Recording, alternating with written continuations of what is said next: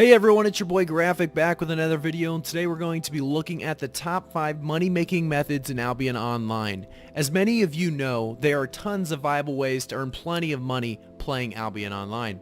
Today we're going to be making a top 5 list featuring the best money-making methods in Albion Online, and we won't feature anything that depends on the opposing player and their gear. Like some PvP, ganking and ZVZ will not make the list. However, we are going to have a full list of the most viable and readily available methods for almost anybody to get started on making enough silver for that premium or that sweet mount you've always wanted. We're going to start off with number 5, looting hidden treasure. Hidden treasure you can find in almost any zone around the map in Carleon. We are going to be starting off, and we're going to use the Realm Gate to go to the Black Zone, and we're actually going to go to one of these safer zones and just kind of patrol around. The loot you're going to be looking for is going to be glowing as we run around here in the Black Zone. You can actually go to any zone. Red zones have the loot as well, but you're actually able to get anywhere from 1,000 items for 1,000 silver to you can get T8 gear from this. You really can. I have seen it done many times by a couple friends. They have been able to get T8 gear from taking these looting or these chests out here, these hidden treasures, and it's very viable way of making a lot of silver, even as a free-to-play player. If you need to get that premium membership, this is a viable way. Obviously you're not going to be leveling anything like if you were gathering or killing players or mobs, but it's definitely a viable way. As here we see and spot the yellow hidden treasure. This piece right here, worth a good chunk, and we get some decent silver here. You can get a lot better than this. This is not going to be the best silver, but that is why it's number 5, as you also get that 3k silver that drops on the ground. And now coming at you at number 4, like you see above, is random dungeons. Random dungeons have been on the map here for a little while now. Ever since they came out, they've been great fame. They've been great silver. One thing you're going to notice is you can't really do random dungeons alone, and you're actually going to be able to see on the map here, I'm doing one in Elmwood, which makes it a tier 5 random dungeon. When I'm talking of the highest money-making methods, obviously I'm going to be talking about the highest money-making methods you can do. So T8 dungeons will be obviously stronger than a T5 dungeon for collecting silver. So do the highest dungeon you can do, as this is the 4th highest in the money-making guide. As you can see here, you can't really do it solo, as obviously I'm not going a great build for solo, but you really can't do it to the best of your ability unless you're going a healer, and then it's still not even viable most of the time. So you're gonna want to jump in with a bunch of other players. As you see here, we're doing this dungeon with a group of about 5-6.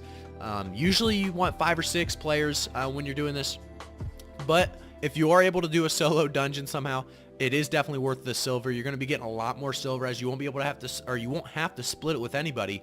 The less players, the less you split silver-wise, obviously, in your party, and the less loot you have to split as well when you open the chest. So right here, you're going to see that we do kill this boss, and once you kill this boss, you get some decent silver when we collect the chest real quick.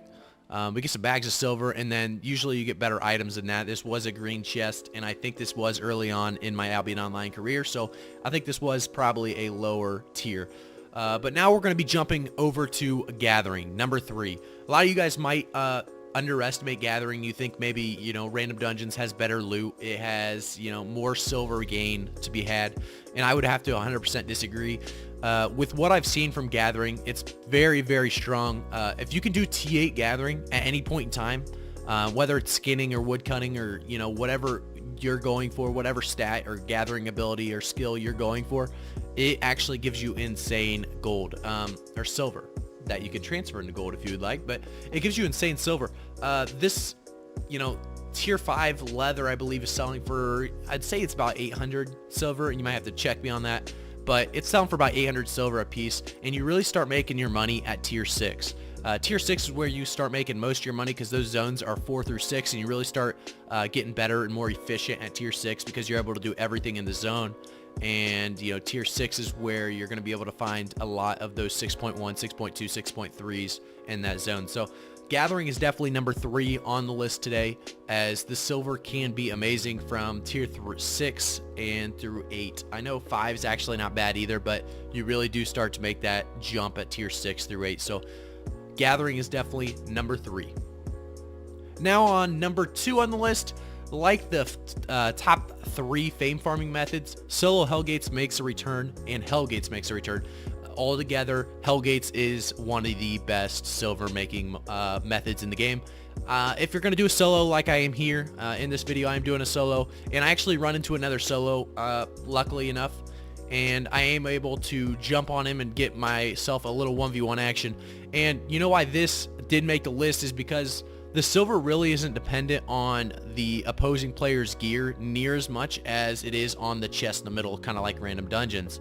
As you can see here, I did get the 1v1 kill, and we will go and continue on killing the boss over here now, and you're going to be able to see the silver that drops from these things. It's absolutely unbelievable.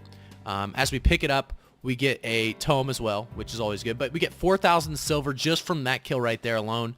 We're going to take out some minions or mobs here and just kind of show you guys the silver you also get just from mobs. It's kind of crazy to think about.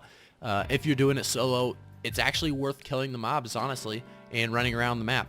Right there, you can see the silver drop is just crazy. And obviously, like I said before, it made the top 3 list on top best fame farming methods. So I would definitely, spend some time learning Hellgates and find out what works for you. Obviously, there's always going to be a little bit of change needed because everybody's going to eventually run the same build. If there was one overpowered build that was better than every other build, everyone would be running it already and just getting free kills and winning everything. So obviously you're going to have to make some changes, but Hellgates is the way to go. If you're looking for fast and fun and more effective way of silver farming, it's just the best money making method to me because of how fun it is. But number 1 on the list is going to be coming up here, and it should be about no surprise to any of you guys. Number 1 on the list is going to have to be abusing the market. Now, abusing the market could mean many different things. I know you guys are probably thinking, what really are you thinking about when you're saying abusing the market? What are you really talking about? And I could be talking about many, many, many different things. Abusing the market could be the black market. It could be running items from city to city. It could be buying and selling to actual players. You can abuse the market in about any way you want and any way you think about. You can make silver if you just think about what you're doing and how impacts the other players around the world and their economy.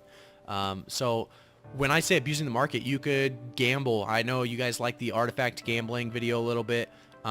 You can always gamble for artifacts, and that's one way to abuse the market. If you see one tier that is kind of decreasing, or you see in Martlock they're selling T8 bows for 200k, and Carleon they're selling them for 260k. You could buy a lot from Martlock and sell it at Carleon.